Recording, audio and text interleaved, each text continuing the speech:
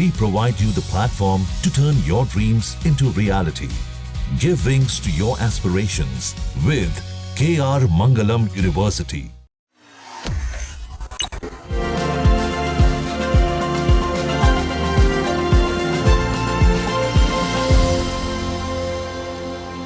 नमस्कार, बिजनेस की बात में आपका स्वागत है। अभी हम स्विट्जरलैंड की राजधानी बर्न में हैं और अभी भारत के केंद्रीय वाणिज्य व उद्योग मंत्री पीयूष गोयल जो है वो स्विट्जरलैंड आए हैं और स्विट्जरलैंड के उद्यमियों के साथ, यहाँ के डेलीगेशंस के साथ, यहाँ की सरकार के साथ भारत में निवेश को लेकर अहम वार्ता होने जा रही है। यह वार्ता आज शाम से शुरू होगी और कल तक चलेगी और इस वार्ता का जो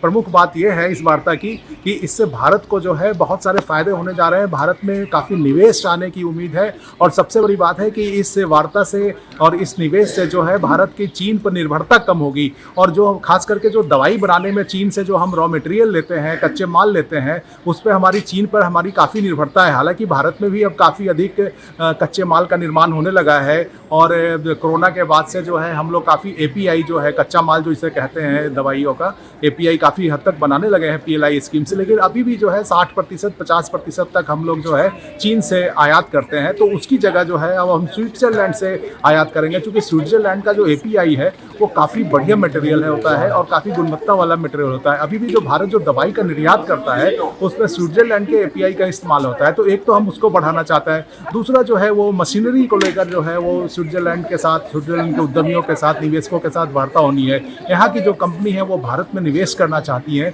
इसलिए निवेश करना चाहती है कि भारत के पास श्रम बल काफ़ी अधिक है और उनके पास टेक्नोलॉजी है, उनके पास हमारे जैसे IIT के बच्चे, BTech के बच्चे ये सब नहीं है। तो भारत जो है स्विट्जरलैंड के साथ स्विट्जरलैंड के साथ करार करने से क्या होगा कि स्विट्जरलैंड की कंपनियों को काफ़ी श्रम मिलेगा और वो हमको जो भारत को जो है मशीनरी मिलेगी और टेक्नोलॉजी मिलेगी। कल को ये सारी मशीन हम खुद बना सकेंगे और वहाँ भी चीन पे जो हमारी निर्भरता है वो कम होगी।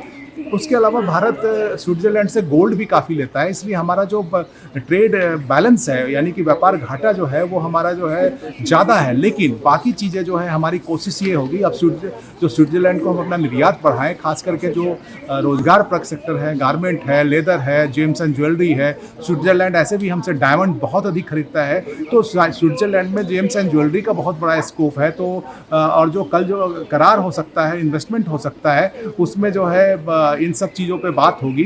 तो भारत की कोशिश है कि हम अपना जो है निर्यात स्विट्जरलैंड में बढ़ाएं और स्विट्जरलैंड की कोशिश होगी, हमारे स्विट्जरलैंड की कोशिश होगी कि वो भारत को टेक्नोलॉजी दे, भारत में इन्वेस्टमेंट करे, क्योंकि अब भारत एक बहुत बड़ा मार्केट के रूप में वो स्विट्जरलैंड देख रहा है। स्विट्जरलैंड की सरकार का खुद ही मानना है कि चीन के साथ उनका $36 बिलियन का व्यापार है, जबकि भारत के साथ इसका 1/3 भी नहीं है। तो इसलिए स्विट्जरलैंड भी चाहता है कि भारत जिसका बाजार खुद इतना बड़ा है तो उनके साथ भी वो व्यापार बढ़ाना चाहते हैं। तो इन सभी तमाम अहम मुद्दों को लेकर आज शाम से ये वार्ता शुरू होने जा रही है और कल तक चलेगी। उसके बाद जो हमारे कॉमर्स मिनिस्टर हैं, वाणिज्य मंत्री हैं, वो स्वीडन जाएंगे। स्वीडन में भी काफ़ी निवेश को लेकर काफ़ी बात होगी, खास करके IKEA, वोल्वो और कई सारी ऐसी कंपनियां हैं जो भारत में चाहती हैं निवेश करना। तो इन सभी को लेकर कल 13 तारीख से स्वीडन में, 12 और 13 को स्वीडन में बातचीत होगी।